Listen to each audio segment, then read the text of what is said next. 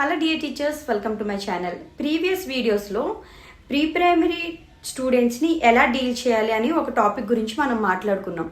అయితే ఆ టాపిక్కి మంచి రెస్పాన్స్ వచ్చింది. దానితో పాటుగా మరి ప్రైమరీ వాళ్ళని ఎలా డీల్ చేయాలి అని కొంతమంది అడుగుతున్నారు. సో ఇక్కడ ఎవరైనా పిల్లలే కదా, ఒకేలా డీల్ చేయొచ్చు కానీ మీరు అనుకోవచ్చు. బట్ ఖచ్చితంగా మనము వాళ్ళ ఏజ్ గ్రూప్స్ని బట్టి డిఫరెంట్ ప్రోగ్రామ్స్ని అప్లై చేసుకుంటూ ఉండాలి. సో నేను ఫాలో అయ్యేదైతే అదే. ఇక్కడ మనకి ప్రీ ప్రైమరీ కిడ్స్ అనేసరికి they are like white papers. మీరు ఏది ఇస్తే వాళ్ళు అలా మౌల్డ్ అవుతూ ఉంటారు. ప్రైమరీ అనేసరికి మనకి ఫస్ట్ క్లాస్ నుంచి ఫిఫ్త్ క్లాస్ వరకు ఉంటారు.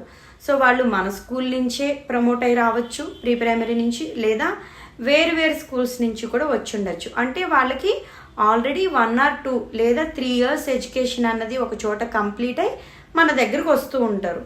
సో ఇక్కడి నుంచి మనకి డిఫరెన్సెస్ అన్నవి స్టార్ట్ అవుతాయి. సో లైక్ ప్రీ ప్రైమరీలో కాకుండా వీళ్ళకి మనము డిఫరెంట్ వేస్లో టీచ్ చేయాల్సి ఉంటుంది. మీకు ఇప్పుడు కొన్ని స్కూల్స్లో ఫస్ట్ క్లాస్ నుంచి సబ్జెక్ట్ టీచర్స్ అన్న వాళ్ళు అలాట్ అయిపోతున్నారు. కొన్ని స్కూల్స్లో థర్డ్ క్లాస్ నుంచే సబ్జెక్ట్ టీచర్ ఉంటారు, ఫస్ట్ అండ్ సెకండ్ క్లాస్కి మదర్ టీచర్స్ ఉంటారు. సో మదర్ టీచర్స్ అంటే మీకు ఒక ఐడియా ఉంది కదా, అన్ని సబ్జెక్ట్స్ ఆ టీచరే డీల్ చేస్తారు. ఇంకా like pre primary subject teacher అనేసరికి ఏ సబ్జెక్ట్ టీచర్ ఆ సబ్జెక్ట్ డీల్ చేసుకుంటూ ఉంటారు.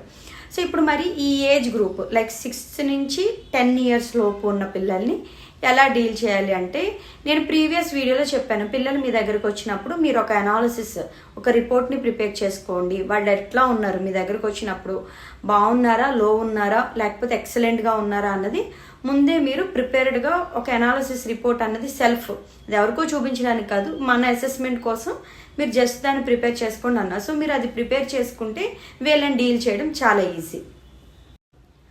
సో ఇక్కడ మనకి పిల్లల్ని మీరు మీకు వచ్చిన రిజల్ట్ని బట్టి 3 categories డివైడ్ చేసుకోండి.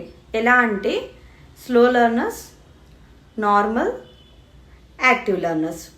సో ఈ 3 groups ఖచ్చితంగా ప్రతి స్కూల్లో ప్రతి క్లాస్లో ఉంటారు.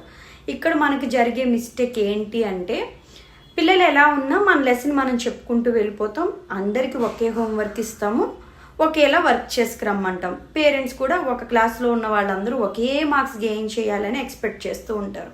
సో ఇది ఎలా ఉంటుందంటే, ఒక చేప, ఒక పాము, ఒక ఏనుగు, ఇంకొకటి ఏదో యానిమల్ పెట్టి మూడిటిల్ని ఒకేలాంటి యాక్టివిటీ ద్వారా ముందుకు తీసుకెళ్ళమని అడుగుతాం.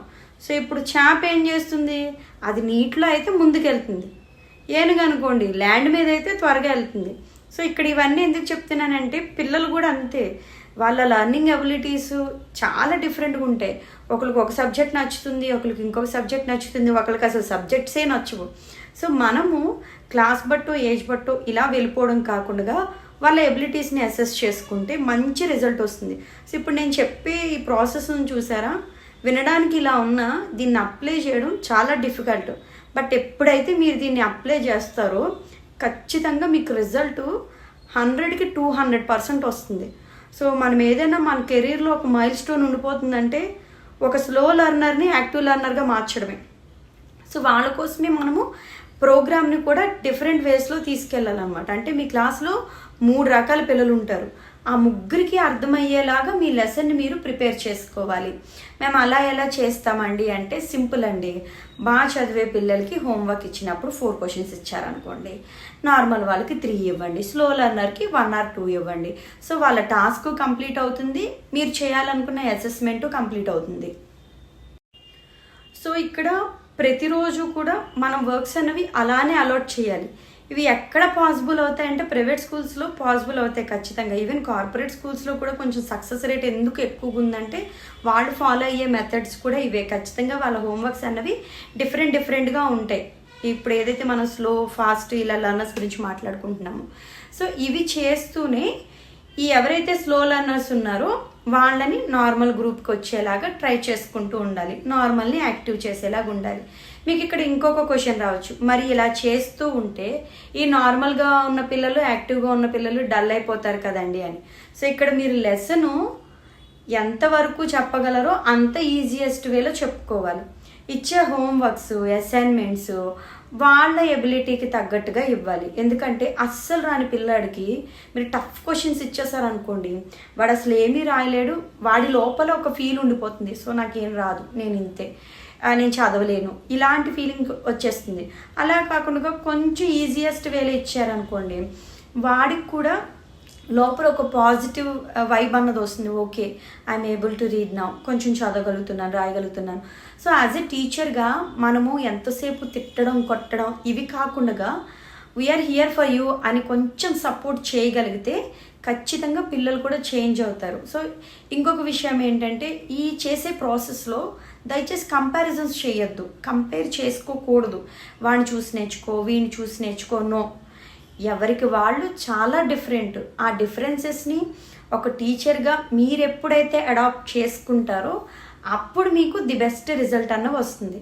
సో ఈ కథ మొత్తం దేనికి అని అంటే, మీ క్లాస్లో మెంబర్స్ని 3 కింద డివైడ్ చేసుకొని వాళ్ళకి తగ్గినట్టుగా మీ హోంవర్క్స్ని, అసెస్మెంట్ని డివైడ్ చేసుకుంటే you will get the best result in primary.